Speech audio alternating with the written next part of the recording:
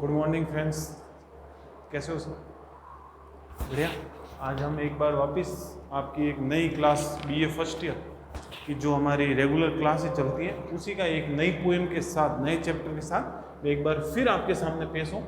और हम देखेंगे आज आपके यूनिट नंबर 4, जो यूनिट नंबर 4 के अंदर जो हमारी कंटिन्यू जो पोएम चल रही है उसी की यूनिट नंबर 4 की ये आपकी सेकंड पोएम है, एंग्लो इंडियंस की सेकंड पोएम। ठीक है, हमने एक पोएम पढ़ ली है एंग्लो इंडियंस की, तो ये आपके यूनिट नंबर 4 की चैप्टर नंबर क्या है आपका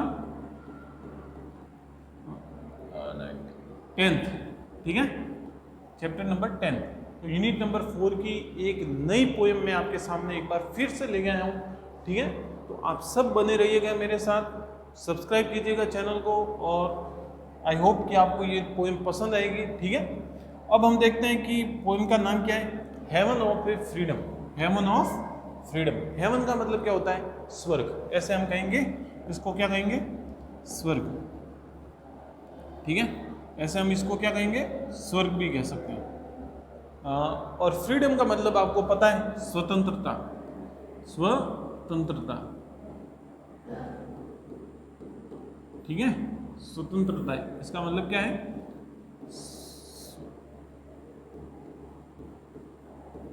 स्वतंत्रता। तो ये किसके द्वारा लिखी गई है? रविंद्रनाथ टैगोर। रविंद्रनाथ टैगोर हमारे इंडियन हिस्ट्री के अंदर सबसे बड़ा नाम, ठीक है, या कह सकते हैं कि साहित्य के अंदर सबसे बड़ा नाम कौन है?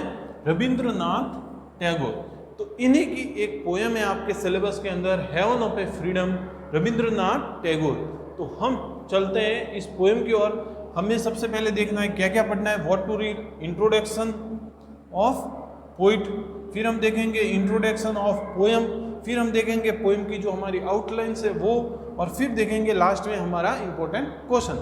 चलते हैं हम अपनी पोएम की ओर। सबसे पहले देखेंगे इंट्रोडक्शन ऑफ द पोएम। हम रविंद्रनाथ टैगोर जी का क्या देखेंगे? इंट्रोडक्शन देखेंगे।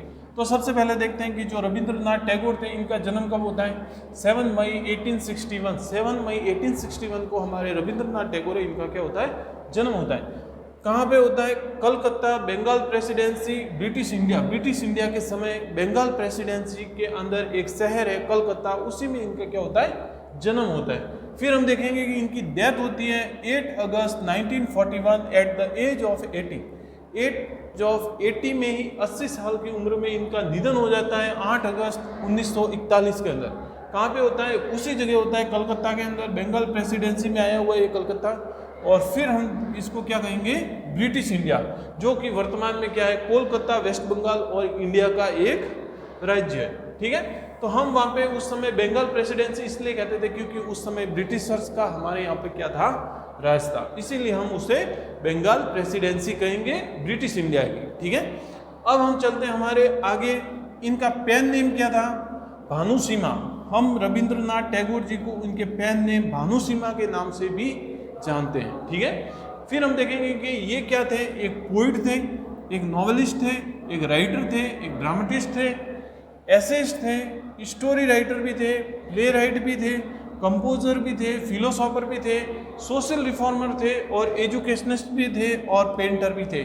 इतनी सारी क्वालिटी हमारे रविंद्रनाथ टैगोर जी के अंदर थी और माना जाता है कि ये बहुत ही अच्छे एक एजुकेशनिस्ट थे। बहुत सारी इन्होंने शिक्षा के लिए बहुत सारा काम उस समय किया। फिर हम देखेंगे और हम देखते हैं कि कंपोजर के रूप में भी इनके 2 फेमस गाने जो कि आज भी हमारे इंडिया के अंदर बहुत उनका नाम है। तो इसी तरह से हम देखेंगे कि ये एक बंगाली ब्राह्मण परिवार से बिलोंग करते थे जो कि कलकत्ता के अंदर निवास करता था। फिर हम देखेंगे Tagore wrote poetry as an 8 year. 8 वर्ष की उम्र में ही टैगोर जी ने क्या है? पोइट्री लिखना प्रारंभ कर दिया था। फिर हम देखेंगे कि his work is Gitanjali. Gitanjali एक इनका काम है जो कि बहुत फेमस होता है आगे जाके। घर बेर ये भी इनका एक काम है। भारतो भाग्य विधाता, ये भी इनका एक बहुत कहते हैं कि इम्पोर्टेंट वर्क था। और फिर हम देखते हैं जन गण मन, जो कि ये भारतो भाग्य विधाता और जन गण मन एक सॉन्ग्स थे जो कि कंपोज किए थे किसके द्वारा? रविंद्रनाथ टैगोर जी के द्वारा। फिर हम देखते हैं कि इनको मिलता है नोबेल प्राइज। नोबेल प्राइज किसके लिए मिलता है? गीतांजलि के लिए। गीतांजलि के लिए इन्हें क्या मिलता है? नोबेल प्राइज मिलता है। कब मिलता है? 1913 में इन्हें लिटरेचर का सबसे बड़ा नोबेल पुरस्कार मिलता है। किसके लिए? गीतांजलि के लिए। His spouse's name is Mrinali Devi, इनकी पत्नी थी, धर्मपत्नी, उनका नाम क्या था? मृणाली देवी। फिर हम देखते हैं कि he produce some 60 collections of a verse, ये 60 कलेक्शन ऑफ वर्ज क्रिएट करते हैं। Nearly 100 short stories, several novels, plays, dance, dramas, essays on religions and social and literary topics and over 2500 song, 2500 गाने आसपास इन्होंने इतनी सारी क्वालिटीज़ के ऊपर हमें देखने को मिलता है। इंक्लूडिंग द नेशनल एंथम, हमारा जो भारत का नेशनल एंथम है, बांग्लादेश का नेशनल एंथम है, वो भी किसके द्वारा कंपोज किया गया है? रविंद्रनाथ टैगोर जी के द्वारा। ठीक है, तो ये था एक इंट्रोडक्शन था हमारा अपने रविंद्रनाथ टैगोर जी के बारे में। आई होप कि आपको अच्छा लगा होगा। अब देखते हैं हम इम्पोर्टेंस ऑफ पोएम, मतलब पोएम का जो इंट्रोडक्शन है, किस बात पे लिखी गई है पोएम, पोएम की क्या थीम होती है, कब पब्लिश होती है, ये सारी बात हमें यहाँ से देखने को मिलेगी। The poem heaven of freedom is a extract taken from Tagore's famous book Gitanjali. ये गीतांजलि जो इनकी फेमस बुक है, जिसके लिए इन्हें नोबेल का पुरस्कार मिलता है 1913 में, उसी के अंदर से लिया गया एक पार्ट है, जिसे हम क्या कहते हैं? हेवन ऑफ फ्रीडम, जो कि हमारे सामने देखने को मिलती है।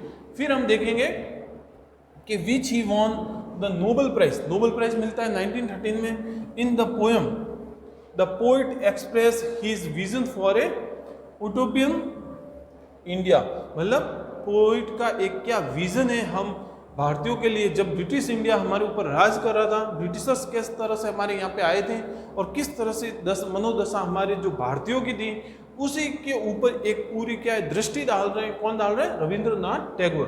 The poet wishes that he wants his countryman to be free, और ये आशा करते हैं या ये चाहते हैं कि मेरे जो देश के नागरिक हैं वो पूरी तरह से क्या रहें? स्वतंत्र तरीके से अपने देश के अंदर रहें। ये थी इनकी क्या थी? एक इच्छा थी। होल्ड देयर हेड हाई, वो अपना सर गर्व से ऊंचा करके अपने देश के अंदर रहे। And self esteem and humble pride, और वो अपना देश कहते हैं ना एक स्वतंत्रता से, समानता के साथ, एक मान सम्मान के साथ वो अपने ही देश के अंदर, मेरे जो देश के नागरिक हैं, वो निवास करें। तो इस तरह से ये एक पोएम है जो कि हमें उस ब्रिटिश काल की याद दिलाएगा, या हमें उस ब्रिटिश समय की हमें यहाँ पे बातें देखने को मिलेगी कि जिस तरह जो ब्रिटिशर्स थे, उन्होंने किस तरह से उस समय वहाँ के जो नागरिक थे उनके साथ क्या क्या काम किया या क्या क्या उनका शोषण किया, वो सारी चीज़ें हमें यहाँ से देखने को मिलेगी। और उस समय जो रविंद्रनाथ टैगोर थे, उनकी क्या इच्छा थी अपने नागरिकों के प्रति, वो भी चीज़ें हमें यहाँ पे देखने को मिलेगी। फिर हम देखते हैं कि आउटलाइन ऑफ पोएम, पोएम की जो आउटलाइंस है वो देखेंगे यहाँ पे। He wishes his country to be united, वो चाहते हैं कि मेरा जो भारत है वो क्या रहे?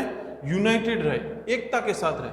Free of the narrow domestic strife, classes, backwardness and divisions, और वो चाहते थे कि मेरा जो भारत का जो देश है उसके अंदर सारे नागरिक एकता के साथ रहें, और ये जितने भी बैकवर्डनेस जो कहते हैं ना कि ये जो अलग अलग टाइप की जो कुरीतियाँ थी, इन सब से मुक्त, क्लासेस से, डिवीजन से जो बंटवारा है, इन सब से दूर रह के मेरा देश एक स्वतंत्रता के साथ यहाँ पे रहे। ठीक है, he wishes his countryman to be living their life in truth only, और ये चाहते थे कि मेरे देश के जितने भी नागरिक हैं वो क्या है? बड़े सत्यता के साथ या बड़े स्वतंत्रता के साथ अच्छे तरीके से रहे। He wishes his countryman to make endless effort for perfection in their respective space, और वो चाहते थे कि इनके देश की जो मेरे नागरिक हैं वो अपने जो एंडलेस एफर्ट है, वो इन सारी वस्तुओं के लिए जो एफर्ट उनसे हो सके वो सारा ये क्या करें? लगा दें, ताकि ये एक स्वतंत्रता के साथ इस देश के अंदर रह सकें। He wishes for his countryman to live rationally without ever getting lost, ये चाहते थे कि बिना किसी नुकसान के मेरे देश के जो भी नागरिक हैं वो यहाँ पे रहें, वो सोचें, वो उनको जो चाहिए वो मिल जाए यहाँ पे मेरे इन देश के नागरिकों को। फिर हम देखते हैं कि he wishes his countryman to move ahead always taking guidance from omniscience God ever expanding until India is converted into a heaven of freedom. ये चाहते थे कि वो हमेशा में इन भगवान से प्रे करें कि हमारा देश है जो कि एक कन्वर्ट हो जाए किस चीज में, एक फ्रीडम ऑफ ए हेवन, मतलब एक हमारा जो देश है वो एक फ्रीडम के साथ, स्वतंत्रता के साथ एक स्वर्ग में परिवर्तित हो जाए। ठीक है, at the end the poet prays to God to make all his wishes for his country comes true. और पोइट चाहते हैं कि ये जितनी भी मैंने बातें की हैं, ये जितने भी मैंने इच्छा रखी है या मेरे देश के नागरिकों की इच्छाएं, ये सारे भगवान करे ये क्या हो जाए, पूरी हो जाए। तो इस तरह से एक कहते हैं ना, एक इच्छा के रूप में हमारे जो रविंद्रनाथ टैगोर है वो यहाँ पे करते हैं। फिर हम देखते हैं कि through the poems heaven of freedom Tagore deal with the real meaning of freedom. इस पोएम के द्वारा टैगोर क्या करेगा, एक अपने फ्रीडम, जो स्वतंत्रता की जो रियल मीनिंग होती है वो हमें यहाँ पे बताएंगे। The truth value of haven, एक स्वर्ग के प्रति एक जो ट्रूथ वैल्यू होती है, एक कहते हैं ना एक सच्ची इच्छा, जो वैल्यूज है उसकी, वो हमें बताएंगे।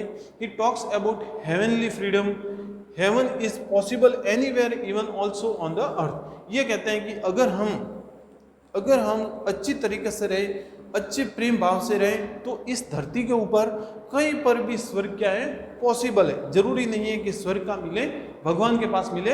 अगर हम अच्छी इच्छा के साथ रहे, अच्छी मनोभावना के साथ रहे, अच्छी मानसिकता के साथ रहे, तो हमें वो सारी चीज़ें जो स्वर्ग में मिलती हैं वो इस धरती के ऊपर भी पॉसिबल है। फिर हम कहते हैं, देखते हैं कि freedom of a thoughts, ideas, mind, rules and dogmas transfer earth into haven.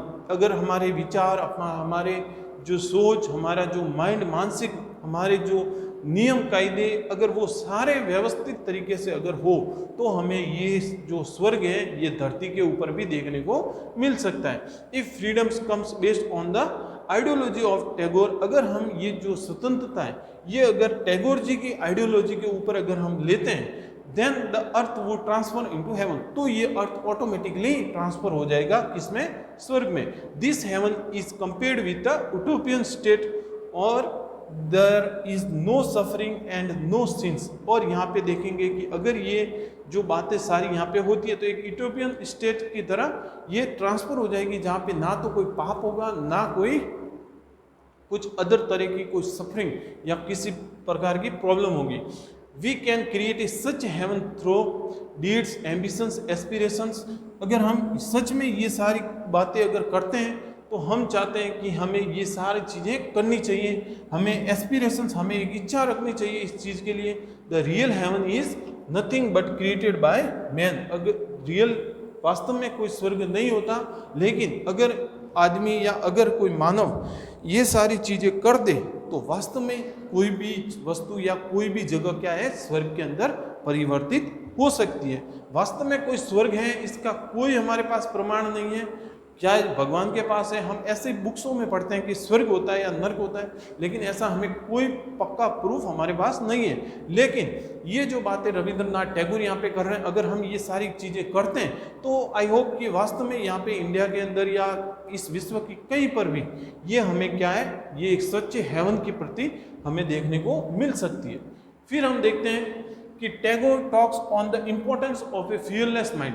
Tagore यहाँ पे बात कर रहे हैं कि इम्पोर्टेंस किस तरह से, जो एक डरावना जो एक मानसिक विचार होता है, डर होता है हर मानसिक विचार में, सेल्फ कॉन्फिडेंस के मानव के अंदर जो सेल्फ कॉन्फिडेंस है एंड फ्री नॉलेज, और जो एक कहते हैं ना कि एक ज्ञान जो कि एक फ्री ज्ञान, इस तरह की जो बातें अगर हमें यहाँ पे देखने को मिलती है या इनकी ऐसी बातें हमारे द्वारा जो रविंद्रनाथ टैगोर है ये लोगों को बताते हैं कि किस तरह से आप फियरलेस माइंड, बिना किसी संकट के, बिना किसी डर से आप रहिए, सेल्फ कॉन्फिडेंस के साथ रहिए अपने देश के अंदर, और फ्री नॉलेज और ज्ञान को क्या कीजिए, प्राप्त कीजिए। The mind of a man should not have any fear. मानव के जो मस्तिष्क के अंदर कोई भी डर नहीं होना चाहिए, but the brave and courageness to the sustain and maintain the truth. और हमें क्या करना चाहिए, पूरी ताकत के साथ, विश्वास के साथ हमें क्या करना चाहिए, मेंटेन, एक सच्चाई को क्या करना चाहिए, मेंटेन करना चाहिए। The high goal is equal importance in A life. हमें उच्च विचार रखना बहुत जरूरी है हमारे लाइफ के अंदर, टू अचीव द फ्रीडम, ताकि हम क्या कर सके, फ्रीडम को अचीव कर सके। Beginning A पीनियर of A education in India, Tagore believes in the education which must be A free, not bound in any narrow bookish system of examination only. Tagore यहाँ पे बात करते हैं कि जो एक पीनियर ऑफ एजुकेशन हमारे इंडिया के अंदर चलता है वो सिर्फ बुकिश नॉलेज नहीं होना चाहिए, वो किसी एग्जामिनेशन के द्वारा उसका माप तोल नहीं होना चाहिए। असली नॉलेज वो होता है जो हमें क्या मिलता है, पूरी स्वतंत्रता के साथ हम कहीं से भी कैसे भी ले सकते हैं, उसे हम क्या कह सकते हैं, नॉलेज कह सकते हैं। ये नहीं है कि हम बुक के द्वारा या एग्जामिनेशन को पास करके जो हम डिग्रियां लेते हैं या हम एक क्लास टू क्लास तक हम आगे बढ़ते हैं उसको हम नॉलेज नहीं कहेंगे। नॉलेज क्या होता है कि आप कहीं पर भी गए और आपके काम की जो भी चीज़ आपने ग्रहण की उसी को हम क्या कहते हैं, नॉलेज कहते हैं। ये कौन कहता है, रविंद्रनाथ टैगोर कहते हैं। Further the Tagore talk about the unity of a nation. आगे हमें देखने को मिलता है कि टैगोर एक यूनिटी ऑफ ए नेशन की बात करते हैं। He rejects the system of narrow domestic walls that separate man from man. ये यहाँ पे रिजेक्ट करते हैं वो सिस्टम को कि जो एक मानव को दूसरे मानव से क्या करता है, अलग करता है। Free and Frank communication with every people is very necessary. Free और पूरी तरह से फ्रैंक, एक फ्रेंड की तरह जो कम्युनिकेशन होता है लोगों के बीच में, जो बातें होती हैं वो बहुत नेसेसरी है to break the walls of a separation, ताकि हम उस सेपरेशन की जो दीवार है उसको क्या कर सकें, तोड़ सकें। Tagore talks about A freedom but freedom should be based on truth. Tagore जिस फ्रीडम की बात कर रहे हैं उस फ्रीडम को वास्तव में हम बेस कर सकते हैं किस पे, ट्रूथ पे, सच्चाई पे। He says about the truth in the following, he say about the truth in the following manners। और इसी तरह से वो ये जो सच्चाई है, ट्रूथ है, इसकी ये सारी बातें करते हैं जो इसी सारी चीज़ों पर डिपेंडेड है। फिर हम देखते हैं कि Tagore was very much influenced by Gandhi ji. Tagore वास्तव में बहुत ही प्रभावित थे किससे, गांधी जी से, ठीक है। Tagore include Gandhian philosophy of a truth in this poetry. इस पोइट्री के अंदर जो फिलोसॉफी, जो दर्शन की बातें हैं जो गांधी के द्वारा लिखी गई है वो इस पोइट्री के अंदर हमें देखने को मिलती हैं। हम देखते हैं कि सच्चाई के साथ रहो, स्वतंत्रता के साथ रहो, बिना किसी हिंसा के रहो, वो सारी बातें हमें इस पोएम के अंदर देखने को मिलती हैं। फिर हम देखते हैं कि Gandhi ji has fully accepted the value of truth in my experiment of with the truth. यहाँ पे कहते हैं कि गांधी जी ने फुली एक्सेप्ट किया मेरी जो सच्चाई की जो बातें हैं, मेरी जो सच्चाई के लिए जो मेरा एक एक्सपेरिमेंट है वो उन्होंने क्या किया, एग्री किया। For the Gandhi ji realisation of a truth is a purpose of a human life. और गांधी जी कहते हैं कि जिस तरह से अगर मानव को सच्चाई का जो रियलाइज हो जाए कि वास्तव में हमने झूठ बोल के कोई गलत किया है या सच्चाई ही एक व्यवस्थित चीज़ होती है या वस्तु होती है, तो वही एक ह्यूमन लाइफ के लिए क्या है, एक पर्पस है, ठीक है। फिर कहते हैं कि the poet was a very influence and impressed by Gandhi ji. यहाँ पे हम देखते हैं कि जिस तरह से गांधी जी ने उस समय ये बात की तो गांधी जी से ये काफ़ी प्रभावित हुए हमारे Rabindranath Tagore. And present the value of a truth, और उन्होंने जो वैल्यू ऑफ ए ट्रूथ थी उसको यहाँ पे इस पोएम के अंदर प्रेजेंट किया। फिर हम देखते हैं कि to get the freedom the poet believes in a perfection. और पोइट ने यहाँ पे कहा कि अगर हमें फ्रीडम चाहिए तो हमें क्या है, बिलीव रखना पड़ेगा परफेक्शन पे, हमें एक नियम कायदे के साथ चलना पड़ेगा, तभी हम क्या कर सकते हैं, फ्रीडम को अचीव कर सकते हैं, तभी हम क्या कर सकते हैं, फ्रीडम को अचीव कर सकते हैं, ठीक है। तो ये एक बात थी हमारे पोइट के द्वारा। फिर हम देखते हैं आगे कि it's comes after hard and continuous effort. अगर हमें ये सारी चीज़ें इस देश में चाहिए या हमें हमारे देश को स्वर्ग में परिवर्तित करना है तो हमें बहुत ही हार्ड वर्क करना पड़ेगा और हमें कंटिन्यू उसके लिए एफर्ट्स डालने पड़ेंगे।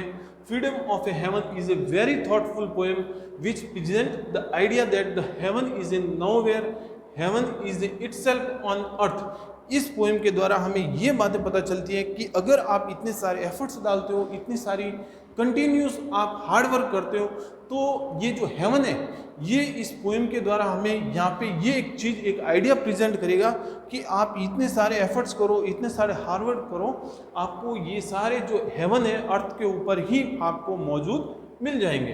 Tagore stress on A fearless. Tagore क्या करता है, स्ट्रेस देता है डर पे, ठीक है, जो आप बिना डरे फ्री नॉलेज, मुफ्त के ज्ञान के साथ, नो डोमेस्टिक स्ट्रगल, ना बिना किसी ज़्यादा स्ट्रगल के, सच्चाई के साथ और परफेक्शन, एकदम परफेक्ट काम के साथ या परफेक्ट रूल के साथ अगर आप सारी चीज़ें करते हो तो आप क्या मिलेगा, आपको हेवन इसी धरती के ऊपर मिल जाएगा। द पोएम में remind the Gandhian philosophy of a truth. यहाँ पे हमें पोएम हमें सिखाएगी कि किस तरह से जो गांधी जी के जो सच्चाई का जो दर्शन था या फिलोसॉफी थी वो हमें इस पोएम के अंदर देखने को मिलती है। And the philosophy of a thoughts action of a Jawaharlal Nehru. और हमें यहाँ पे देखने को मिलती है कि जो फिलोसॉफी थी, जो थॉट्स और जो बातें थी, जो एक्शंस थे उनके द्वारा लिए गए जवाहरलाल नेहरू के द्वारा, वो भी हमें यहाँ पे इस पोएम के द्वारा देखने को मिलती है। जब जवाहरलाल नेहरू जब स्वतंत्रता के समय जब ये सारी घटनाएं होती थी तो ये जो हमारे जो गांधी जी थे, जेएलएन थे और भी कोई बड़े जो नेता थे जो उस समय हमारे स्वतंत्रता आंदोलन के अंदर जो सहायता किया या उन्होंने उसके लिए काम किया, तो उनकी जो एक मनोविचार था या उनकी जो विचारधारा थी वो भी हमें सारी बातें इस पोएम के अंदर कहीं ना कहीं रविंद्रनाथ टैगोर जी के द्वारा देखने को मिलती है। फिर हम कहेंगे कि Tagore's view can be compared with the slogan of A French revolution. Tagore की जो ये पोएम है, यहाँ पे हम देखेंगे कि ये पोएम एक पोएम का रूप न होके एक क्या था, एक स्लोगन था, एक मैसेज देना चाहते थे उस समय व्यक्तियों को या मानव को कि आप सब एक बन के रहिए, आप इस स्वतंत्रता आंदोलन के अंदर बंटवारा मत कीजिए, मुसलमान भाई, हिंदू, सिख, पारसी सब अलग अलग ना होके आप एक बन के रहिए, आप एक बन के इन लड़ाई को लड़िए। तो आपको क्या है, यहाँ पे एक स्वतंत्रता के बाद, एक फ्रीडम के बाद आपको यहीं पर क्या मिल जाएगा, स्वर्ग मिल जाएगा और आप खुशी खुशी इस देश के अंदर रहिए, ये देश आप सब लोगों के लिए है। तो इसी तरह से जो टैगोर का एक इस पोएम के अंदर जो कंपेयर कर सकते हैं अगर हम, तो एक क्या है, जो फ्रांस की क्रांति हुई, फ्रांस रिवॉल्यूशन हुआ, तो उसी के अंदर भी वही जो पॉइंट्स थे, इक्वलिटी, लिबर्टी एंड ब्रदरहुड, ये 3 पॉइंट्स हमें उस फ्रांस की क्रांति से भी देखने को मिलते हैं। और हम जानते हैं कि जो फ्रांस की क्रांति इस पोएम के लिखने से पहले हुई थी, तो माना जाता है कि कहीं ना कहीं जो हमारे टैगोर जी थे वो कहीं ना कहीं इस फ्रांस की क्रांति से ही हमारी जो ये पोएम है उसको क्या करते थे, कंपेयर करते थे। Tagore has a great nationalist and Tagore एक बहुत ही, कहते हैं ना कि एक बहुत ही परफेक्ट या एक बहुत ही अच्छे इंसान थे, ग्रेट नेशनलिस्ट थे, अपने देश के प्रति वो बहुत ही ईमानदार थे, एंड माइटी इंटरनेशनलिस्ट, और वो एक है ना, एक कहते हैं कि जो एक इंटरनेशनलिस्ट भी माने जाते हैं। His poetry is born out of an amalgam of the rich and classical heritage of ancient India. और ये जो पोइट है, ये जो इनकी पोइट्री है, ये एक बॉर्न होती है या इनका एक पोइट्री के रूप में एक जो जन्म होता है, तो ये क्या है, जो पुराना जो हमारा एक क्लासिकल हेरिटेज था, एक क्लासिकल जो हमारा भारत था, उसकी एक पूरे इतिहास का वर्णन हमें इस पोएम के द्वारा हमें यहाँ पे देखने को मिलता है कि किस तरह से हमारा जो क्लासिकल हेरिटेज था वो इतना अमीर था या इतना रिच था, जो कि हमारे पुराने समय, हमारे एंशिएंट इंडिया के अंदर ब्रिटिशर्स आने के पहले था।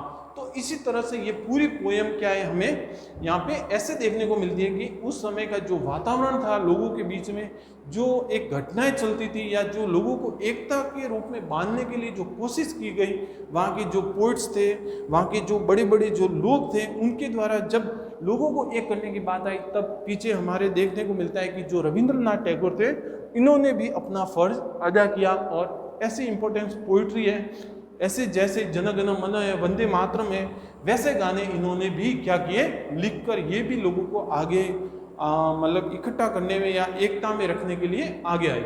फिर हम देखते हैं कि आपके एक क्वेश्चन जो इम्पोर्टेंट होता है एग्जाम के रूप में, जो आपकी जेएनयू के एग्जाम के अंदर पूछा जाता है, वो किस तरह से है। देखो आप, into that heaven of a freedom my father let my country awake, what is a meant by heaven of freedom, state briefly what kind of freedom that Rabindranath prays for his countryman to achieve.